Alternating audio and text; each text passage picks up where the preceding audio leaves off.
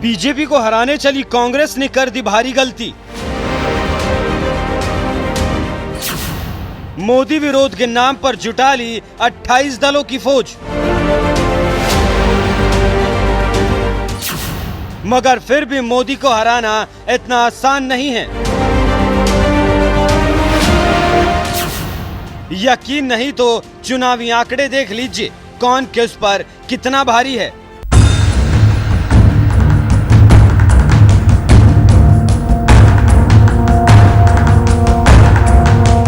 BJP के सबसे ताकतवर नेता माने जाने वाले नरेंद्र मोदी ने देश की राजनीति में किसी अंगद की तरह ऐसा पैर जमा लिया है कि जिसे उखाड़ने में देश की सबसे पुरानी पार्टी कांग्रेस के भी पसीने छूट रहे हैं। साल 2014 और साल 2019 के लोकसभा चुनाव में तो मोदी की प्रचंड लहर में कांग्रेस की ऐसी हालत हो गई थी कि उसे विपक्ष का पद हासिल करने लायक सीट भी नसीब नहीं हुई थी।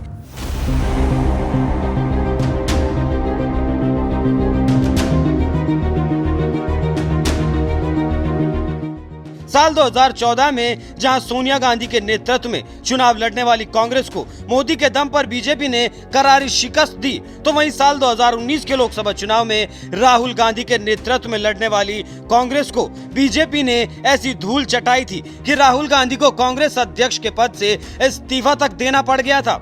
और आज यही राहुल गांधी 2024 के लोकसभा चुनाव में मोदी को हराने की गारंटी दे रहे हैं। कर्नाटक में किसका डाउनफॉल हुआ? कांग्रेस पार्टी का हुआ क्या? अब आप देखना, हिमाचल में किसका डाउनफॉल हुआ? कांग्रेस पार्टी का हुआ। अभी मध्य प्रदेश में चुनाव है, राजस्थान में चुनाव है, छत्तीसगढ़ में चुनाव है, तेलंगाना में चुनाव है।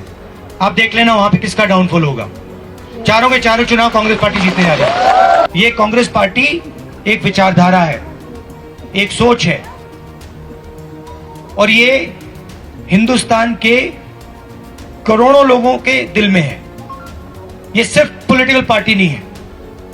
जो हमारे कॉन्स्टिट्यूशन की वैल्यूज हैं, जिन चीजों के बारे में आप बात कर रहे हो, फेयरनेस होनी चाहिए, रिस्पेक्ट होनी चाहिए, यही है कांग्रेस पार्टी।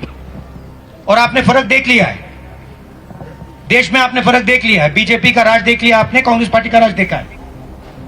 ठीक है, तो आप ये मत सोचिए कि कांग्रेस पार्टी बीजेपी से टक्कर नहीं ले सकती। मैं आपको गारंटी देके कह रहा हूं, 2024 में हम बीजेपी को हरा देंगे।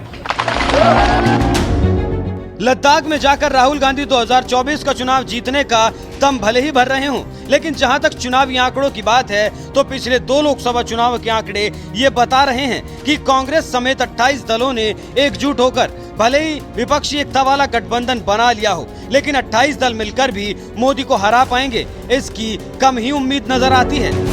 क्योंकि देश में कुल 543 लोकसभा की सीटें हैं, जिनमें से 329 सीटों पर फिलहाल बीजेपी वाले गठबंधन एनडीए का कब्जा है और विपक्षी एकता वाले 28 दलों के गठबंधन के पास कुल 141 सांसद ही हैं। इन आंकड़ों से ये आप समझ सकते हैं कि बीजेपी और विपक्षी एकता के गठबंधन के बीच सीटों का कितना बड़ा अंतर है। और अगर विपक्षी पार्टियों को ये लगता है कि 28 दलों का गठबंधन मिलाकर इस बड़े अंतर को पाट सकता है और 2024 में सत्ता हासिल कर सकता है, तो ये फिलहाल मुंगेरी लाल के हसीन सपने से कम और कुछ नहीं लग रहा। क्योंकि 543 में 190 सीटें ऐसी हैं जहां पिछले 2 लोकसभा चुनावों से बीजेपी और कांग्रेस के बीच सीधी टक्कर रही है। और इन 190 सीटों पर ममता बनर्जी, अखिलेश यादव, लालू यादव, नीतीश कुमार, उद्धव ठाकरे जैसे किसी भी नेता की पार्टी कांग्रेस की मदद नहीं कर सकती, क्योंकि ये सभी क्षेत्रीय पार्टियां हैं और इनका जनाधार एक राज्य तक ही सीमित होकर रह जाता है। 2014 लोकसभा चुनाव। सबसे पहले बात कर लेते हैं साल 2014 के लोकसभा चुनाव की, जब मोदी के चेहरे पर बीजेपी ने पहली बार लोकसभा का चुनाव लड़ा और पहली बार में ही प्रचंड बहुमत के साथ ऐतिहासिक जीत हासिल की, जिसके बाद नरेंद्र मोदी देश के प्रधानमंत्री बने। 2014 के इस चुनाव में एनडीए गठबंधन ने 336 सीटों पर जीत हासिल की थी, जबकि अकेले बीजेपी ने 282 सीटों पर जीत का परचम लहराया था। और इन 282 सीटों में से 185 सीटें ऐसी थी जहां बीजेपी और कांग्रेस के बीच सीधी टक्कर थी, और इस सीधी टक्कर में बीजेपी ने कांग्रेस को जबरदस्त पटकनी देते हुए 162 सीटों पर जीत हासिल की थी, जबकि कांग्रेस को महज 23 सीटों पर जीत नसीब हुई थी।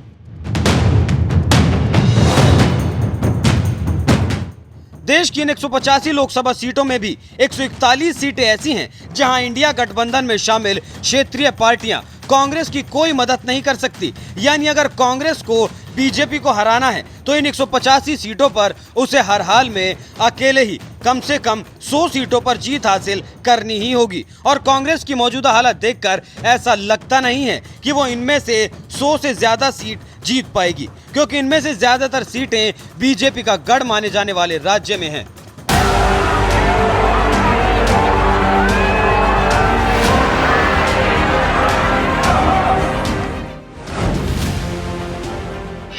मध्य प्रदेश की 29 लोकसभा सीटों में से 28 पर सीधी टक्कर हुई थी, जिसमें 26 पर बीजेपी ने जीत दर्ज की थी, जबकि 2 सीटें कांग्रेस को मिली थी। गुजरात की 26 सीटों में से 25 पर बीजेपी और कांग्रेस की सीधी लड़ाई देखने को मिली थी, जिसमें 25 पर बीजेपी ने जीत हासिल की थी और कांग्रेस को एक भी सीट नहीं मिली थी। राजस्थान की 25 में से 23 सीटों पर बीजेपी और कांग्रेस के बीच सीधी टक्कर थी। यहां भी सभी 23 सीटें बीजेपी ने जीती, कांग्रेस को कोई भी सीट यहां नहीं मिली। महाराष्ट्र की 48 सीटों में से 12 पर बीजेपी और कांग्रेस की टक्कर हुई, जिनमें से 11 पर बीजेपी और 1 सीट पर कांग्रेस को जीत नसीब हुई। कर्नाटक की 28 सीटों में से 25 पर बीजेपी और कांग्रेस की सीधी टक्कर हुई, जिनमें 17 बीजेपी और 8 सीट कांग्रेस के खाते में गई। छत्तीसगढ़ की सभी 11 सीटों पर बीजेपी और कांग्रेस की सीधी लड़ाई हुई, जिनमें से बीजेपी ने 10 और कांग्रेस ने 1 सीट पर जीत हासिल की। हरियाणा की 10 सीटों में से 5 पर बीजेपी और कांग्रेस की सीधी टक्कर हुई, जिनमें से 4 पर बीजेपी और 1 सीट पर कांग्रेस ने जीत दर्ज की। असम की 14 में से 10 सीटों पर बीजेपी और कांग्रेस की सीधी टक्कर हुई, जिनमें से 7 बीजेपी जबकि 3 सीटों पर कांग्रेस ने जीत हासिल की। बिहार की 40 में से 7 सीटों पर कांग्रेस और बीजेपी आमने सामने थी, जिनमें से 6 पर बीजेपी जबकि 1 सीट पर कांग्रेस ने जीत हासिल की। झारखंड की 14 में से 6 सीटों पर कांग्रेस और बीजेपी की सीधी टक्कर थी, जिनमें से सभी 6 सीटों पर बीजेपी बाजी मार ले गई, जबकि कांग्रेस के हाथ खाली रह गए। देश में ऐसे कुल 24 राज्य हैं जहां की 185 सीटों पर बीजेपी और कांग्रेस के बीच सीधी टक्कर हुई, जिनमें से 162 पर बीजेपी और महज 23 सीटों पर कांग्रेस को जीत नसीब हुई। ये तो रहा 2014 के चुनाव में कांग्रेस का हाल, जब मोदी की प्रचंड लहर के सामने कांग्रेस बेहाल नजर आ रही थी। इसके बाद चलते हैं 2019 के लोकसभा चुनाव की ओर। ये चुनाव कांग्रेस ने राहुल गांधी के नेतृत्व में लड़ा था। उस वक्त खुद राहुल गांधी कांग्रेस के अध्यक्ष हुआ करते थे और मोदी के खिलाफ चौकीदार चोर है जैसा महाअभियान चलाया था। लेकिन मोदी ने भी मैं भी चौकीदार अभियान छेड़कर कांग्रेस को करारा जवाब दिया था और आखिरकार वही हुआ जो साल 2014 में हुआ था। बीजेपी एक बार फिर मोदी की प्रचंड लहर में जीत कर सत्ता में लौट आई और इस बार भी अकेले बीजेपी को जहां 303 सीटें हासिल हुई तो वहीं कांग्रेस महज 52 सीटों पर सिमट कर रह गई और इस बार भी उसे विपक्ष का पद नहीं मिल सका, क्योंकि विपक्ष का पद हासिल करने के लिए कम से कम 10% सीटें हासिल करनी होती हैं। 2019 लोकसभा चुनाव 2014 के लोकसभा चुनाव की तरह 2019 के चुनाव में भी बड़ी संख्या में ऐसी सीटें थी जहां बीजेपी और कांग्रेस के बीच सीधी टक्कर थी, जिन पर एक बार फिर बीजेपी ने बाजी मार ली और कांग्रेस की तो और बुरी हालत हो गई थी।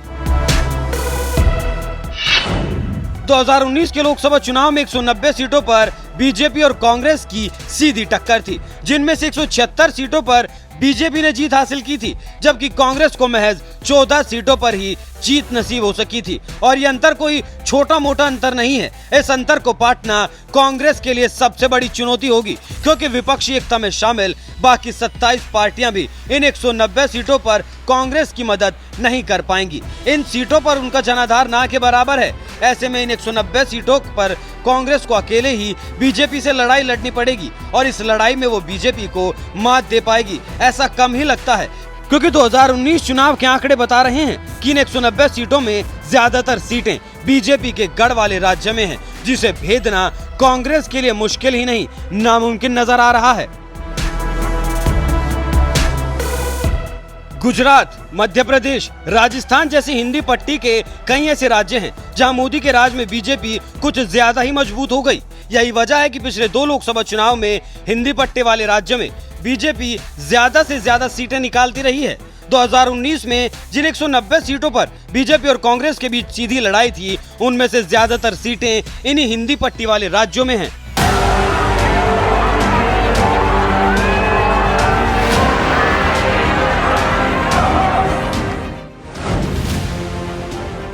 गुजरात की सभी 26 पार्टियों पर बीजेपी और कांग्रेस की सीधी टक्कर थी और सभी 26 सीटों पर बीजेपी ने क्लीन स्वीप कर दिया था, जबकि कांग्रेस एक भी सीट नहीं जीत सकी।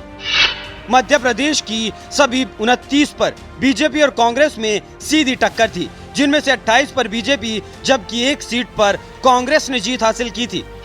राजस्थान की 25 में से 24 सीटों पर बीजेपी और कांग्रेस आमने सामने थी, जिनमें से सभी 24 सीटों पर बीजेपी ने जीत हासिल की और कांग्रेस को कोई सीट नहीं मिली। महाराष्ट्र की 48 में से 15 सीटों पर बीजेपी और कांग्रेस की सीधी टक्कर थी, जिनमें से 14 पर बीजेपी और एक सीट पर कांग्रेस जीत सकी। कर्नाटक की 28 में से 21 सीटों पर दोनों पार्टियों के बीच सीधी टक्कर थी, जिनमें से 20 सीटों पर बीजेपी और एक सीट पर कांग्रेस जीत सकी थी। छत्तीसगढ़ की सभी 11 सीटों पर बीजेपी और कांग्रेस की सीधी टक्कर थी, जिनमें से 9 पर बीजेपी और महज 2 सीटों पर कांग्रेस जीत सकी। हरियाणा की 10 में से 9 सीटों पर बीजेपी और कांग्रेस की सीधी टक्कर हुई और सभी 9 सीटें बीजेपी जीत ले गई, कांग्रेस को कुछ नहीं मिला। असम की 14 में से 9 सीटों पर बीजेपी और कांग्रेस की सीधी टक्कर हुई थी, जिनमें से 8 बीजेपी जबकि एक सीट कांग्रेस को मिल सकी। झारखंड की 14 में से 7 सीटों पर दोनों पार्टियों के बीच सीधी टक्कर हुई थी, जिनमें से 6 सीटें बीजेपी को जबकि कांग्रेस को महज एक सीट मिली थी। ऐसे 26 राज्यों की 190 सीटों पर देश की 2 बड़ी पार्टी बीजेपी और कांग्रेस के बीच सीधी लड़ाई थी, जहां तीसरी पार्टी की कोई गुंजाइश नहीं थी। और इस 2 तरफा लड़ाई में 2014 और 2019 में भी बीजेपी ही कांग्रेस पर भारी पड़ी। इस बात की गवाही ये आंकड़े दे रहे हैं। और इससे भी बड़ी बात यह है कि बीजेपी को अगर 2024 के लोकसभा चुनाव में मात देनी है तो कांग्रेस को हर हाल में इनमें से कम 100 सीटें जीतनी ही होंगी, और वो भी अकेले अपने दम पर, क्योंकि इसके लिए विपक्षी एकता में शामिल 27 पार्टियां कांग्रेस की कोई मदद नहीं करने वाली। इन सीटों पर उनका जनाधार ना के बराबर है। और जिस तरह से कांग्रेस 2014 में 185 में से महज 27 जबकि 2019 में 190 में से महज 14 सीटों पर जीत सकी, उसे देखकर लगता है बीजेपी और कांग्रेस की सीधी लड़ाई वाली करीब 200 सीटों पर बीजेपी को मात देना कांग्रेस के लिए आसान काम नहीं है। और अगर कांग्रेस 100 सीटें भी नहीं जीत पाती है तो 2024 में मोदी को रोकना विपक्षी एकता वाले गठबंधन के लिए आसान नहीं होगा, क्योंकि बीजेपी की मजबूती भी यही 200 सीटें हैं, जहां उसका सीधा मुकाबला कांग्रेस से होता है। और इन सीटों में से करीब 180 से 190 सीटों पर बीजेपी बाजी मार ले जाती है, जबकि बाकी की 350 सीटों में से भी वो किसी न किसी तरह से 100 से 125 सीटें जीत ही लेती है, जो बहुमत हासिल करने के लिए पर्याप्त नंबर है। ऐसे में कांग्रेसी राहुल गांधी भले ही 2024 के चुनाव में मोदी को हराने की गारंटी दे रहे हों, पिछले 2 लोकसभा चुनावों के ये आंकड़े उनकी इस गारंटी की पोल खोलने के लिए काफी हैं। वैसे आपको क्या लगता है, कांग्रेस 2024 में मोदी को सत्ता से हटा पाएगी या नहीं? अपनी राय हमें कमेंट कर जरूर बताएं।